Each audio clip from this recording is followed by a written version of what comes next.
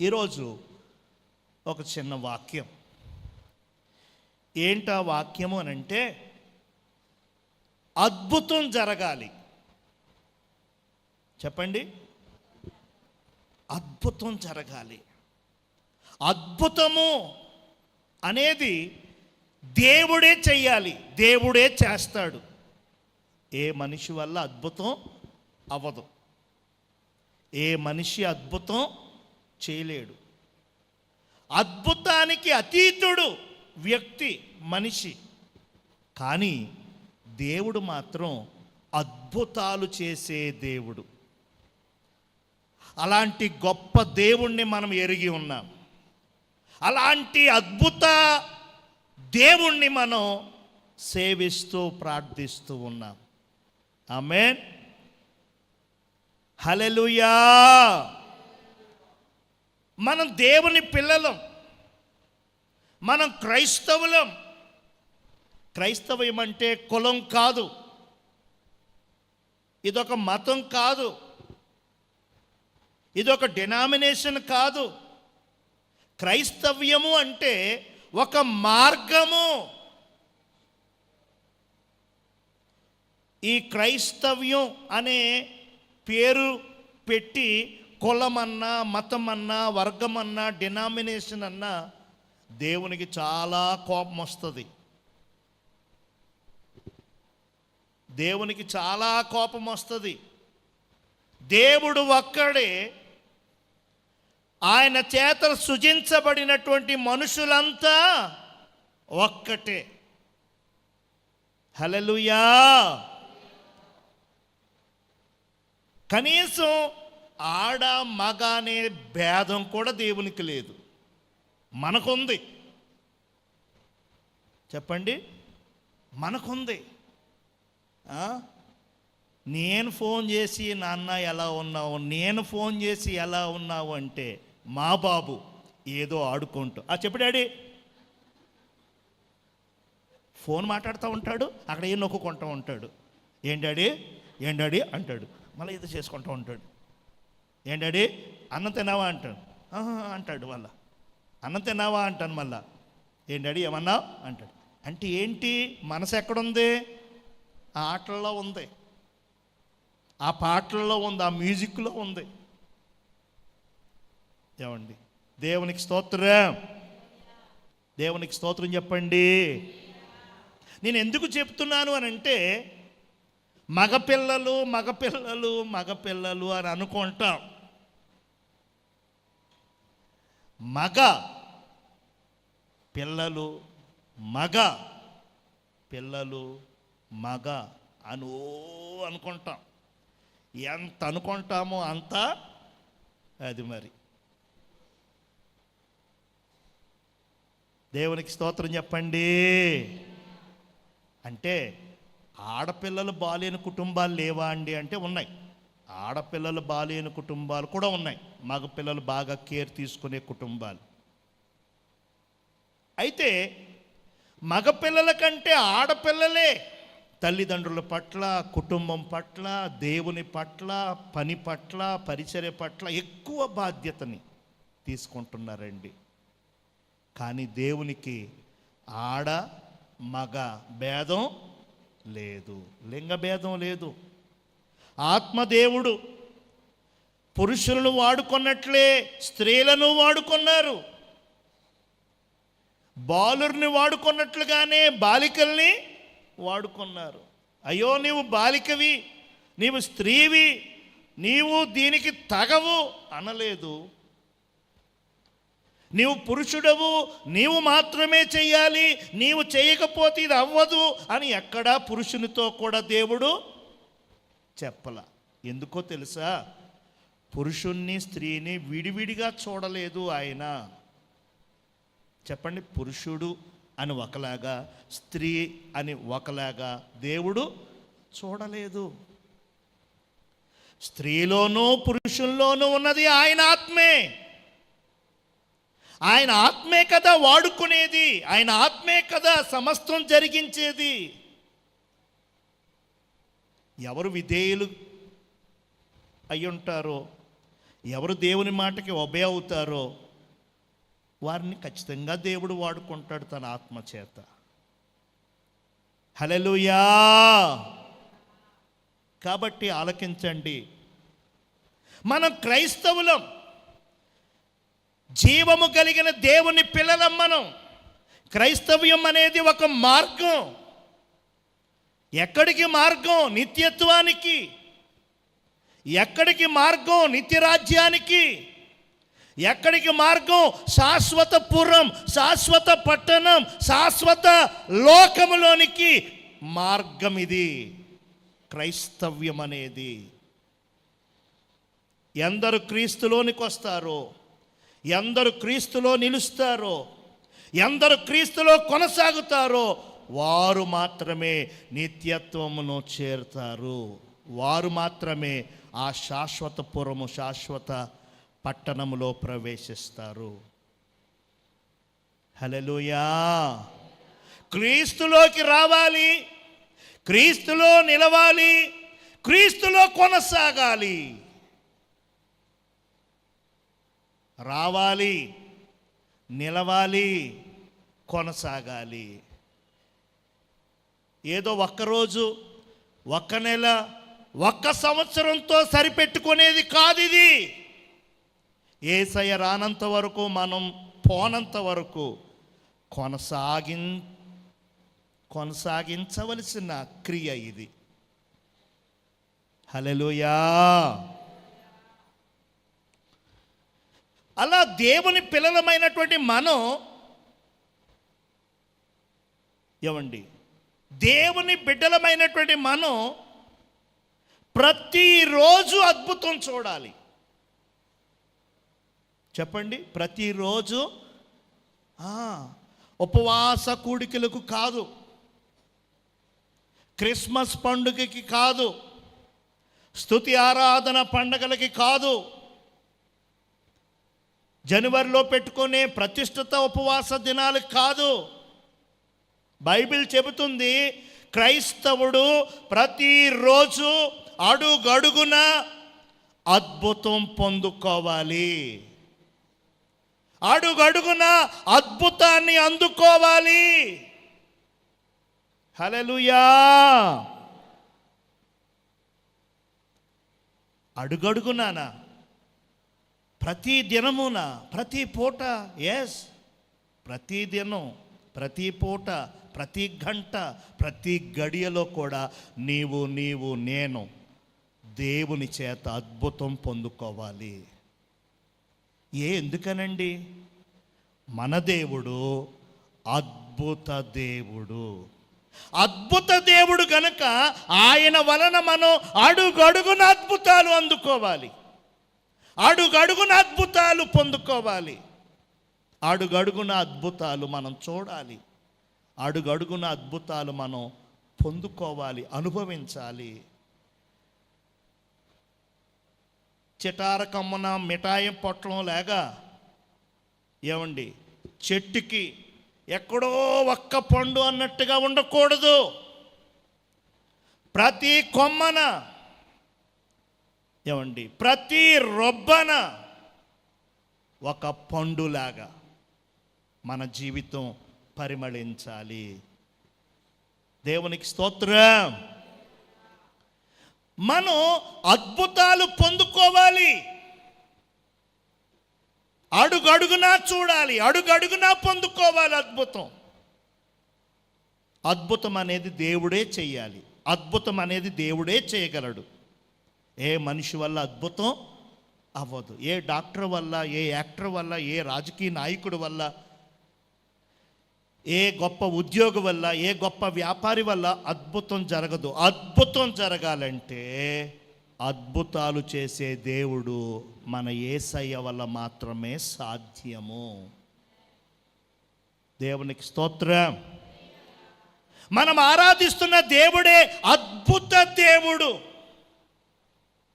మనము సేవించుచు ప్రార్థించుచున్న మన దేవుడే అద్భుతాలు చేసే దేవుడు.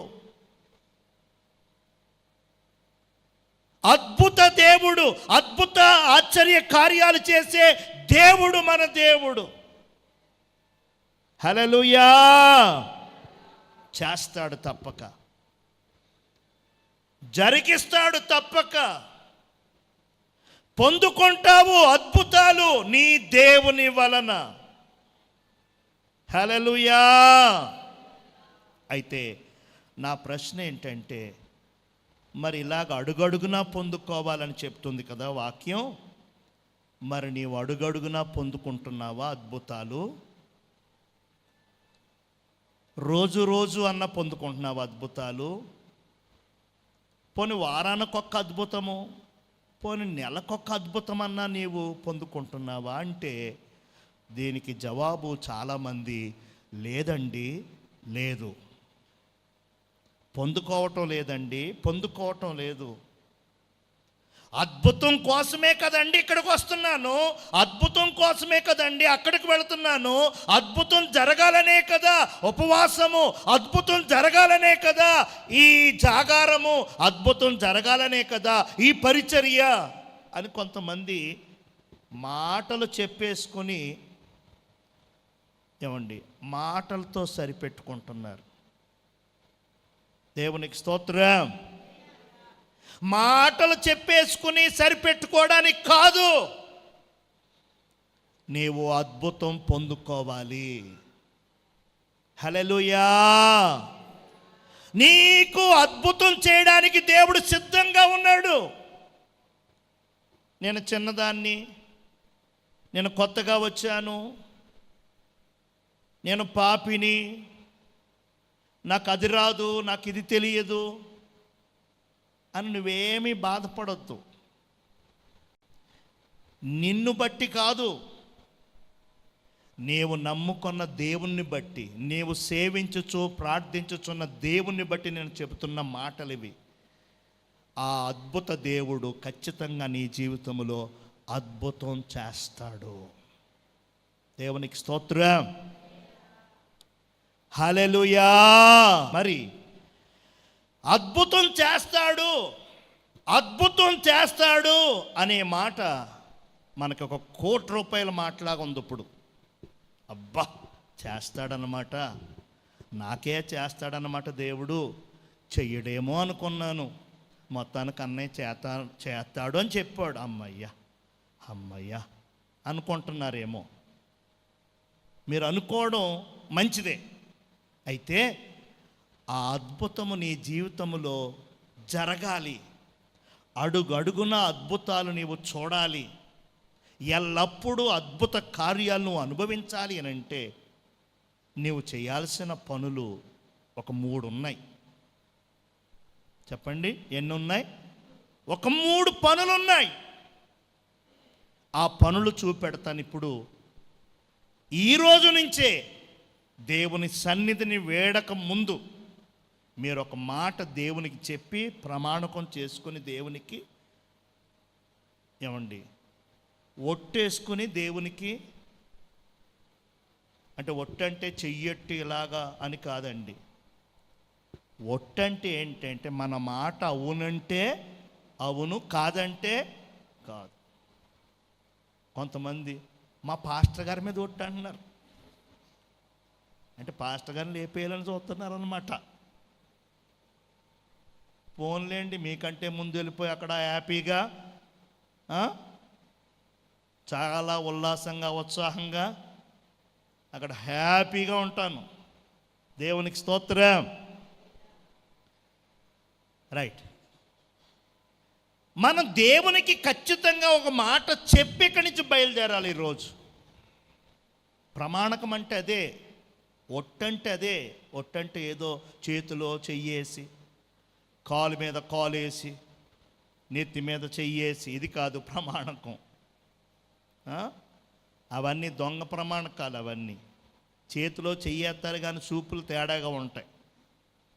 ఏమండి, నెత్తి మీద చెయ్యేస్తారు కానీ ఏమండి మళ్ళా వేరే ఆలోచనలు.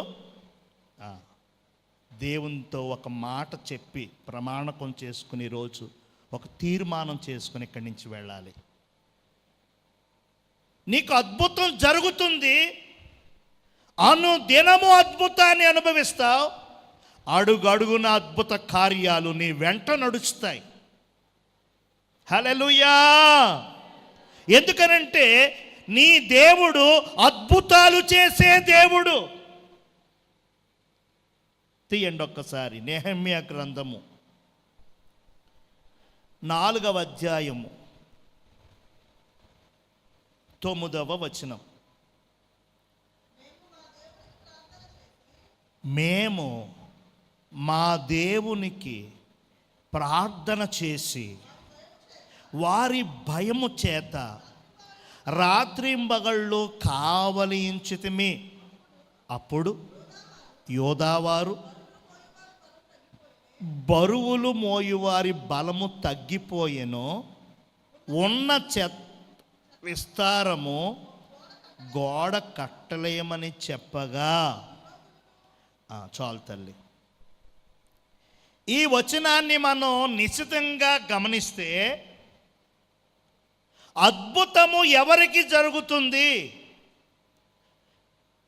దేవుని అద్భుత కార్యాలు ఎవరు పొందుతారు, ఎవరు అనుభవిస్తారు? దేవుడు అద్భుతం చెయ్యాలి అని అంటే మనం ఎలాగుండాలి?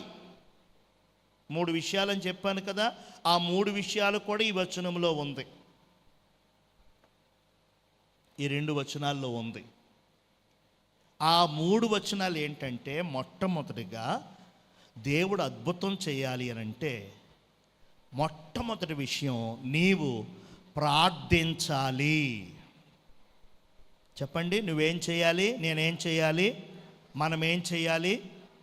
ప్రార్థన చేయాలి. ఎందుకు ప్రార్థన చేయాలి అమ్మా? అది అద్భుతం జరగాలి అంటే మనం ప్రార్థించేవారిగా ఉండాలి. రెండోది, వారి భయము చేత రాత్రింబగళ్ళు కావలి ఉంచితిమి. ఎవరో కొంతమంది ఉన్నారండి, వాళ్ళ వలన భయమేసి పహారా ఉన్నారంట. చెప్పండి, ఏమున్నారట? పహారా అంటే ఏంటి? కాపలా, లేదా ప్రొటెక్షన్, లేదా జాగ్రత్త పడ్డారంట. దేవునికి స్తోత్రం. రెండవదిగా, అద్భుతం ఎవరికి జరుగుతుంది అంటే ఎవరైతే పహారా కాస్తారో, ఎవరైతే జాగ్రత్తగా ఉంటారో, ఎవరైతే కావలి కాస్తారో వారి జీవితాల్లో అద్భుతాలు జరుగుతాయి. మూడవది, అద్భుతము జరగాలి అంటే ఆ 10, 11, 12, 13, 14 వచనాల వరకు చూస్తే అక్కడ పని చేస్తున్నారు, కష్టపడుతున్నారు. పనిచేసేది ఎవరో తెలుసా? ఒక గవర్నర్ గారు. ఆయన పేరు నెహెమ్యా. చెప్పండి, ఎవరైనా? నెహెమ్యా. రాష్ట్రానికి మొదటి పురుషుడు, అంటే పురుషుడైనా స్త్రీ అయినా మొదటి వ్యక్తి అంటారన్నమాట. రాష్ట్రానికి మొదటి వ్యక్తి, ప్రథమ వ్యక్తి ఎవరు అంటే రాష్ట్రానికి గవర్నర్ గారు. ముఖ్యమంత్రి గారి కంటే గొప్ప ఆయన. డిప్యూటీ సీఎం, ఎంపీలు, ఎమ్మెల్యేలు, ఇంకా కలెక్టర్లు, ఇంకా మొత్తం ఆంధ్రప్రదేశ్ అంటే దాంట్లో ఫస్ట్ వ్యక్తి ఎవరంటే గవర్నర్ గారు. దేశానికి మొదటి వ్యక్తి ఎవరు అనంటే రాష్ట్రపతి, ద ప్రెసిడెంట్ ఆఫ్ ఇండియా.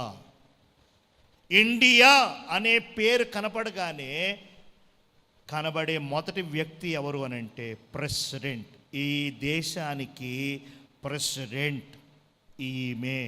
ఇప్పుడు మనకి ద్రౌపది ముర్ము అనేటువంటి ఒక తల్లి గారు మన దేశానికి ప్రెసిడెంట్ గారు. ఇప్పుడు ప్రధానమంత్రి గారి కంటే గొప్ప. అలాంటి రాష్ట్రానికి గవర్నర్గా ఉన్నటువంటి వ్యక్తి ఈ నెహెమ్యా. దేశానికి రాజు ఉంటాడు, ఒక్కొక్క రాష్ట్రానికి ఒక్కొక్క గవర్నర్ని నియమిస్తాడు. ఆ గవర్నర్ ఆ రాష్ట్రాన్నంతా పాలించుకోవాలి. ఇప్పుడంటే జనాభా పెరిగిపోయారు, కానీ అప్పుడు ఇంత జనం ఎక్కడా, ఇంత పాపులేషన్ ఎక్కడా, ఇంత విస్తారమైనటువంటి స్థితిగతులు లేవు కదా. అప్పుడు జస్ట్ ఒక 500 కుటుంబాలని, ఒక 300 ఇళ్ళని, ఒక 1000 ఇళ్ళని, అలాగా. ఒక రాష్ట్రానికి గవర్నర్గా ఉన్నటువంటి ఈ నెహెమ్యా అడుగడుగున దేవుని అద్భుతాలు ఎలా పొందుకున్నాడంటే కష్టపడ్డాడు. చెప్పండి, ఏం పడ్డాడు? తన పనితనం, తన కష్టజీవి. దేవునికి స్తోత్రం. 3 విషయాలు చెప్తున్నాను. దేవుడు అద్భుతం చెయ్యాలి అని ఆశపడుతున్నారు కదా. నా జీవితంలో అద్భుతం ఎప్పుడు జరుగుతుంది, ఎప్పుడు చేస్తాడు అని కళ్ళు కాయలు కాసేలాగా ఎదురు చూస్తూ ఉన్నారు కదా. అద్భుతం కోసమే కదా మీ రాక, అద్భుతం కోసమే కదా మీ పోక. అంటే అక్కడక్కడ సభలు, అక్కడక్కడ సేవకులు, అక్కడక్కడ. దేవునికి స్తోత్రం. ఒక ప్రవక్త గారి గురించి ఒక సంవత్సరం బట్టి వింటున్నాను నేను. ఆ దైవజనుడిని చూడాలి, ఆ దైవజనుడితో ప్రార్థన చేయించుకోవాలి, అవకాశం కుదిరితే మన సంఘ క్షేమాభివృద్ధి కూడికలకి పిలవాలి అని ఒక 7-8 నెలలుగా చూస్తూ ఉన్నాను. వారు ఎక్కడికి వచ్చినా, వారు ఎక్కడ వాకింగ్ చెప్తున్నా, వారు ఎక్కడ నిలబడినా, వారి యొక్క యూట్యూబ్ సబ్స్క్రైబ్లో ఉంటాను కనుక ఆ పోస్టులన్నీ వస్తూ ఉంటాయి నాకు. మొన్న మీటింగ్స్ టైంలో విజయవాడ వచ్చారు. కరెక్ట్గా ఆఖరి రోజు అక్కడికి వచ్చారు. అయ్యో అని అనుకున్నా, మన మీటింగ్స్ కదా, మరి తప్పదు కదా. ఆ తర్వాత వెంటనే తెలిసింది పాలకొల్లు దగ్గర వేరొక ఊరికి వస్తున్నారని. దేవునికి స్తోత్రం. వెంటనే సిద్ధపడి అపాయింట్మెంట్ తీసుకుని సేవకులను కలుసుకుని ప్రార్థన చేయించుకొని రావాలి అని సిద్ధపడి వెళ్ళాం. దేవునికి స్తోత్రం. ఎంతో సింపుల్గా ఉన్నారు, ఎంతో సాదాసీదాగా ఉన్నారండి ఆయన. అసలు ఆయన గురించి ఎలా చెప్పారంటే అలా చెప్పారు. కేరళలో చాలా గొప్ప దైవజనుడు, ఈయన చేతుల మీద ఎంతోమంది దైవజనులుగా, అసలు మామూలు ఆయన కాదు. ఎంతమందిని ప్రతిష్ట చేశారు, ఎంతమందిని సేవకులుగా సిద్ధపరిచారు, గొప్పగా చెప్పారు. దాన్ని బట్టి ఎలాగో ఏంటో ఏమో అని అనుకున్నాం, కానీ చాలా సింపుల్గా ఉన్నారు. ఏమండి, ఒక్క సంఘం ఉండి ఆ సంఘంలో లెక్కెడితే 50 మంది ఉంటే చాలు. ఎలా ఉంటున్నారండి సేవకులు? వద్దులే, చెప్పుకోవద్దులే, ఎందుకులే మళ్ళా అని. ఎందుకంటే మరి నేను ఉన్నాను కదా, మేము ఉన్నాం కదా సేవకులు ఇక్కడ. అది దేవునికి స్తోత్రం. 50 మంది సేవకులు ఉంటే, 50 మంది విశ్వాసులు ఉంటే ఎంత ఆడంబరం, ఎంత హెచ్చు, ఎంత హడావిడి. బైబిల్ పట్టుకోవడానికి ఒకరు, ఫోన్ ఎత్తడానికి ఒకరు. నా ఫోన్ నేను ఎత్తుకోవాలా, నా ఫోన్ ఇంకొకరు వాళ్ళు ఎత్తి, వాళ్ళు ఏదో చెప్పి, ఎత్తినాయన చెప్పకుండా ఉంటాడు నాకు, అదేదో నేను ఎత్తుకోవచ్చు కదా. ఏదో ఒక లేనిది ఉన్నట్టుగా క్రియేట్ చేసే. నేను ఆ దైవజనులను చూసి నేర్చుకున్నాను ఏంటంటే, దేవుని చేత వాడబడేవారు, దేవుని ఆత్మచేత నింపబడి నడిచేవారు ఇలాగే ఉంటారేమో. దేవునికి స్తోత్రం చెప్పండి. ఒక తీర్మానం చేసుకున్నాం, నేను సునీత, ఎలాంటి ఆడంబరాలు, ఎలాంటి గొప్పలు, ఎలాంటి ఘనతలు మనం ఇలాగే ఉన్నా, ఇంకా పెద్ద స్థాయికి వెళ్ళినా సరే మనం ఇలాగే ఉందుముగాక. దేవునికి స్తోత్రం. ఏమండి, దేవుడు వాడుకోవడం చూసి అతిశయం వచ్చేస్తుంది కొంతమందికి. దేవుడు వాడుకోవడం గమనించి గొప్పలు పెరిగిపోతున్నాయి కొందరికి. వాడుకునేది దేవుడు. దేవునికి గొప్ప, దేవునికి ఖ్యాతి, కీర్తి, దేవుడు హైలైట్ అయ్యేటట్లుగా చూపెట్టాలి దైవజనుడు. అంతేగాని దేవుణ్ణి కాక తన్ను చూపెట్టుకోకూడదు. అది రాంగ్. సేవకుడికి ఇవ్వాల్సిన ఘనత, సేవకుడికి ఇవ్వాల్సిన గౌరవం, మర్యాద సేవకునికి ఇస్తారండి. మనం లేనిపోనిది క్రియేట్ చేసుకుని అతి గౌరవం ఏమి మనం కోరుకో అవసరం లేదు. అలాగ అన్నాం కదా అని అందరూ గౌరవించరు కూడా. కొంతమంది చేతరించుకునేవారు కూడా ఉన్నారు, లేకపోలేదు. వాళ్ళ కోసం వద్దు. సరే, దైవజనుడు గౌరవించటం వాళ్ళకి తెలియదేమో, వదిలే. ఎక్కడో నూటికో కోటికో అటువంటి వాళ్ళు ఉంటారు. వాళ్ళ కోసం నువ్వు ఆలోచించేసి, నీ ప్రార్థన మానేసి, నీ మంచి తలంపులు విడిచిపెట్టేసి, పొలానా మొన్న అజ్మూర్ వెళ్ళాను, అజ్మూర్లో ఉన్నాడు చూసా, అయ్యి బాబు కథమాన అజ్మూరే. ఎక్కడికి వెళ్ళినా సరే అజ్మూర్లో ఇలా చేశారు, అజ్మూర్లో నన్ను ఇలా అన్నాడు, అజ్మూర్లో ఇలాగా నన్ను చేశారు. సైతాను ట్రాప్ చేయడానికి ఎవరో ఒకరిని పెడతాడు. సరే, నన్ను గౌరవించలేదు, నాకు సరిగా కానుక ఇవ్వలేదు, సరిగా నాకు ఫుడ్ పెట్టలేదు, సరిగా నాకు ఛార్జీలకు ఇవ్వలేదు. సరే, దేవాన్ని పనిచేశాను, సరే నాకు ఒక పూట లేకపోతే ఒక ఛార్జీకి ఇవ్వకపోతే నాకు తక్కువేం కాదు, అంతా నువ్వు ఇచ్చావు నాయన, స్తోత్రం నాయన, నా పనిని నువ్వు జ్ఞాపకంలో ఉంచుకోనాయన అని చెప్పేసి దీవించేసి వచ్చేయడమే. ఇంకా ఇలా చేశాడు, అలా చేశాడు, అలా చెందారు, ఇలా చెందారు, ఇలా మాట్లాడుకుంటూ ఉన్నామనుకో, నేను బలహీనమైపోతాను. బలహీనం చేయాలని అటువంటి వ్యక్తులు తారసపడుతూ ఉంటారు సేవలో. అది జ్ఞానంతో మనం వివేకంతో కనిపెట్టుకోవాలి. 10 మంది పిల్లలు అంటే 10 మందిలో ఒక్కరు తేడాగా ఉంటారు. ఆ తేడావాడిని బట్టి బీపీ వస్తుంది, ఆ తేడావాడిని బట్టి అసహనం పెరుగుతుంది, ఆ తేడావారిని బట్టి కాస్త చూసారా 9 మంది మాట అంటున్నారు, ఒక్కరే తేడాగా ఉన్నారు. సరే, ఎంతమంది మాట అంటున్నారు కదా, ఆవిడ ఏముందిలే పర్వాలేదు లైన్ అయిపోతారు అనుకోరు.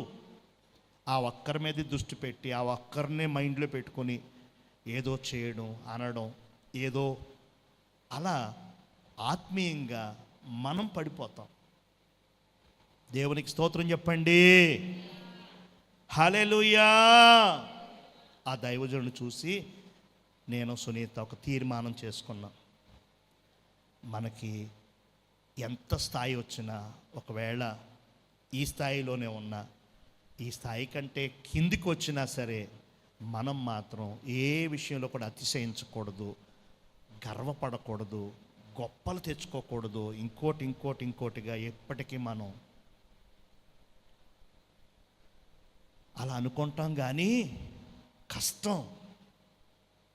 ఆ కష్టము సులువవ్వాలంటే ప్రార్థన చేసుకుంటూ, ఆ ప్రార్థనలో నడుచుకుంటూ ఉంటే ఖచ్చితంగా మేము అనుకున్న ప్రకారంగా రీచ్ అవ్వగలం.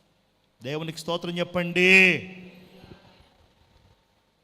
ఆ అద్భుత దైవజనుని చూసి ఆ తీర్మానంలోకి వచ్చాం. ఆమేన్.